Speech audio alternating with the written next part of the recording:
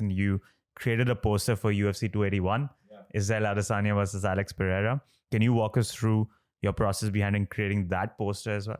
Okay, so my process behind creating that poster was what I had spoken a little bit about recently was collage. So this whole year for me has been experimenting with collage. I mean, that's my new sandbox right there. Year of the collage. Yeah. So same way, I start off multiple thumbnails. For this one, because of the history of the fight, of the matchup, Israel Adesanya and Alex Pereira, they had been foes in outside of MMA, in kickboxing. Kickboxing, yeah. And after they battled in kickboxing, Izzy went to the UFC, became a superstar, became the champion of the UFC, and Alex followed. So in my head, I had the narrative of a hero villain. So that was the main kind of compositional choice. Have Izzy in the front, kind of as the hero, and Alex looming in the background, kind of like Darth Vader, something like that. Yeah. So, it's pretty simple. That's the main concept, if you call that a concept. And then for me, it's just designing a form that I felt was dynamic. It chose Izzy's most famous pose, Bring It On from one of his favorite anime. And is basically experimenting with different textures and colors and ways of lighting it so it feels dynamic and popping forward. So for this one, because I was making a big painting, the layers had to be more calculated because I was cutting it out of thicker thing. I wasn't just painting on paper. So the main forms are hand cut with a jigsaw out of masonite. So I had to, which is just brown board from Home Depot. So for this, my sketch had to be a little bit tighter because, before I did the painting, I had to cut the figure out. So there's no kind of like, oh, let's make the head smaller later or something like that. So this one was a little bit more planning, but not something I'm not used to. When I do commercial jobs, something like a mural for Nike, you often your sketches have to be like 99% there. So, I'm used to that. How long did it take you, the poster? So the poster took maybe like 2 weeks, including the sketching and stuff like that. Yeah, because so for this one, because I had to do a lot of building. For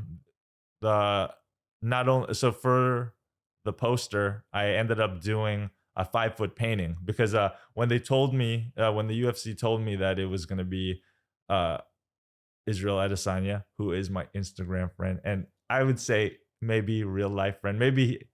I'm not his friend, but we did meet and said what's up. He's watching. Right.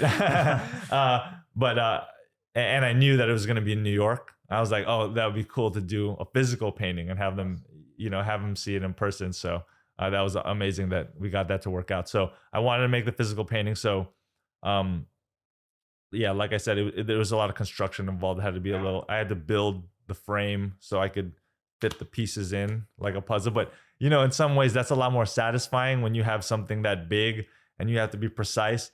And then all the wild paintings that you do, when they fit together like a puzzle, it's like so satisfying. Can imagine. Yeah, because when you're making all these weird paintings, I did a lot of abstract paint pours for the backgrounds.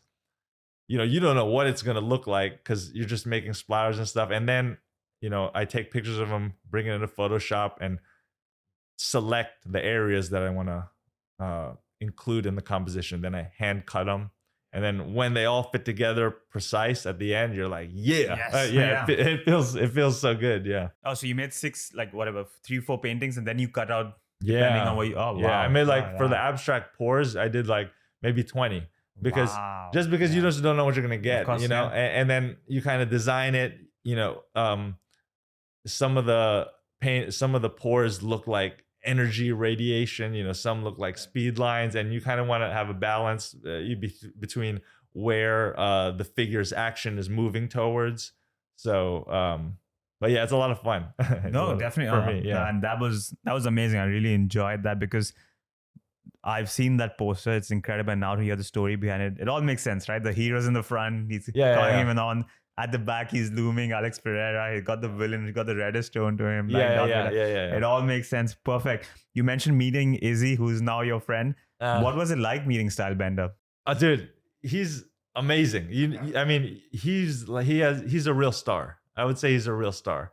You know, he's like the opposite of me. He's like so charismatic. He knows exactly what to say. Like totally cool in real life, just like you would think. Yeah, just a really cool dude. You know, I met him just briefly. We talked a little bit about the painting. But you know, it was fight week, so he had. It's not like I could just hang out with Stylebender all day. He's got you know ESPN interviews, everything. So, but he has a signed poster from you now. We shipped the painting to his house. Yeah. Oh yeah, there we go. Zealand, yeah. Do you think he beats Alex Pereira in the rematch? Yes.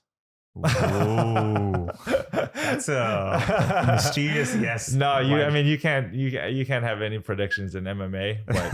But why do you think he beats Alex? No, I mean, you know, I feel like, you know, especially in the early kickboxing days of Izzy, it's very apparent that his brain is at another level, almost like the reflexes.